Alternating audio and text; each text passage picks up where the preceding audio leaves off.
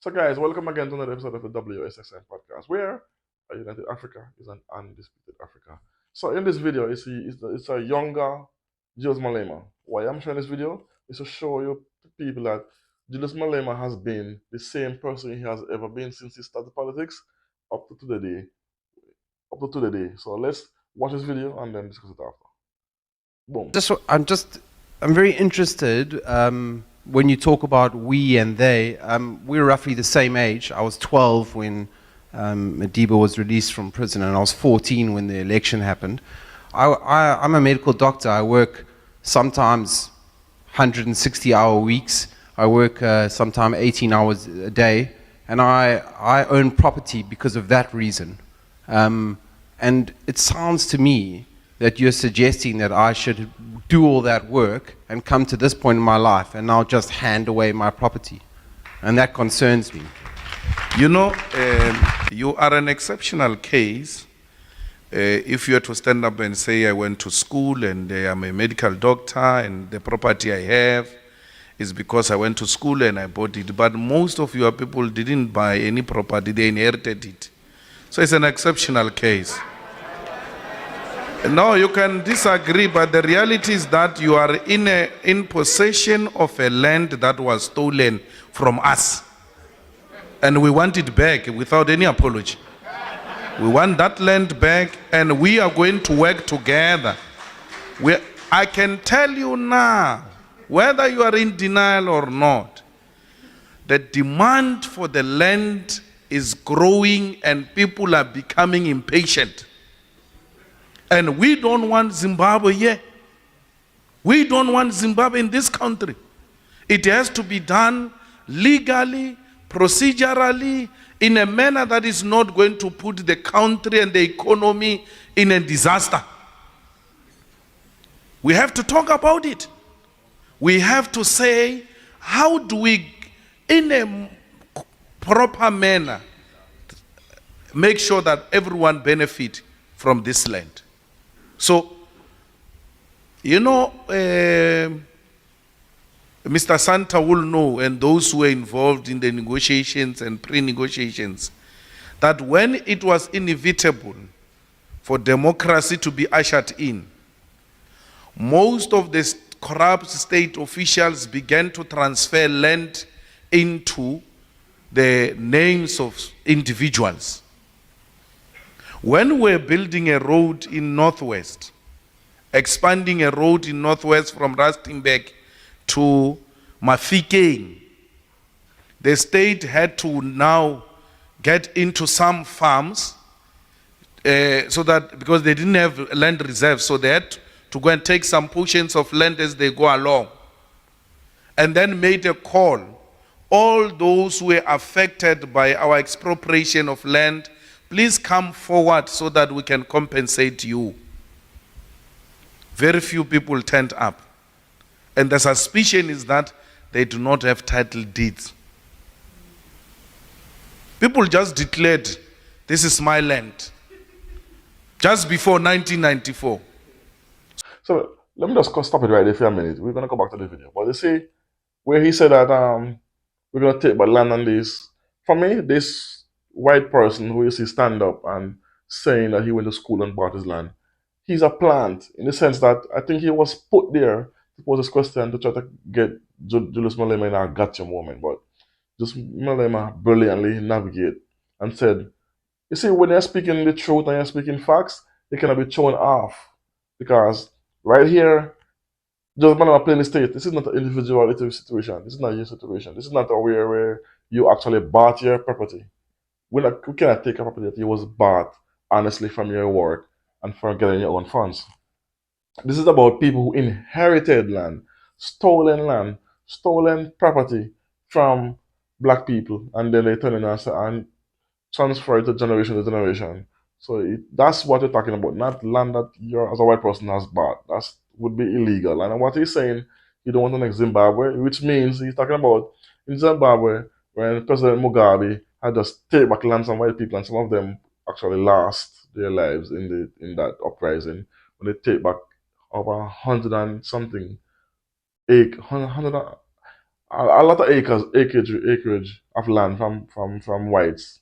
Some got unalive, some got lost their lives, and some did get some reparation, and they're still fighting this in court up to today. To today. But just what I'm saying, we're gonna go to the court system legally and fairly through this. We're gonna use the court system, not to have a recap of what happened in Zimbabwe, which is I agree with 100%. But let's finish this video before I get any deeper, and then we discuss the rest of it. Boom. So don't individualize a big problem. It's like when I say there is racism in this country and you come to me, but I'm not a racist. I'm not talking about you. If you're not racist, why are you worried? But generally there is a problem of racism. It's not about an individual. It's a group problem. It is an institutionalized problem. We have to deal with it. And if we don't talk about it, we will not recognize it as a problem. And because we have not recognized it as a problem, now we will not be in a position to solve that problem. You can't solve the problems which you have not identified. So let us not be sensitive. I mean, you are a graduate, you are a doctor, you own a piece of property. I've got a black doctor here with me, very young also, a graduate, and he owns property. We're not taking your property only. We're talking also his property, the flat he owns, a flat size. His flat is almost the size of your bathroom for sure. But even that, we're taking from him. So it's not about a black or white. All of us, we need to surrender our land to the state and give that state an opportunity to allocate it for proper use. You can shake your hand, I'm proposing a peaceful solution. You're refusing it, you will surrender it to the revolution.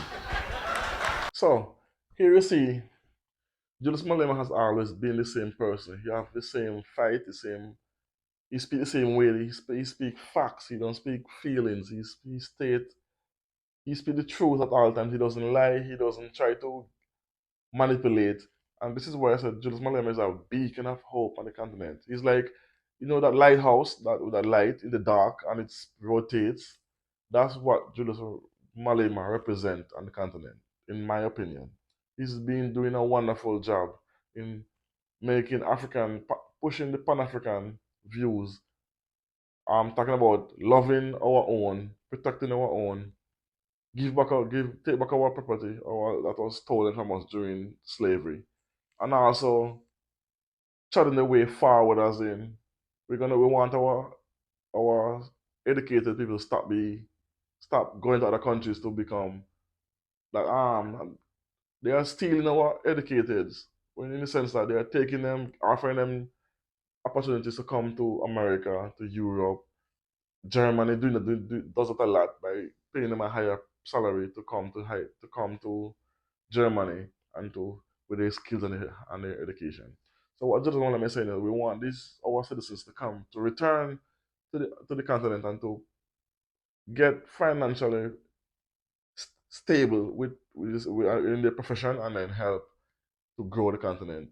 So this is what we're trying to get at. So let's try to stop this brain drain they're trying to do. Professor Lumumba talks about this and regularly as well, that we're having our educated people and our professionals leaving the continent, which I cannot blame them, because if we get more money with opportunities, I would do the same thing. But what we're trying to do now is tell them to return, and we can give them the same benefits they have been getting overseas, so we can help the continent to move forward in one direction. So yeah, and also in this speech, he talk about it's the same thing. You cannot individualize racism. You cannot say, "Oh, this happened to me," so this is no. He's saying on a whole, on an institutional level, you have with racism. The same thing is stealing of land was on an institutional level. As I said, pre 1994, when they just before Nelson Mandela took over, all the whites then transfer property to different people name, as he said. And it's a fact that it's been researchable, it's been documented.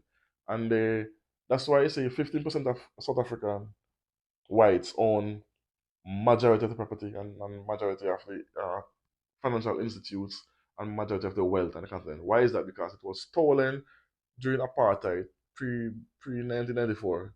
That's how these white families become so powerful and gather all this wealth is during this time of apartheid, which is documented. It's not. I'm not saying this. It's been documented, and it's been proven that some of these major families, that's how they gather their wealth through slavery, stealing resources, theft, and selling it to the highest bidder. Up to today, they're still doing this. So this is what Julius Malema is trying to stop and going to uphold when he becomes president next year. Next year's election in South Africa, and he's going to become the next president of South Africa. So let me know what you think about this in the comment section. If you agree with me or disagree. If not, either way, let me know what you think about it in the comment section.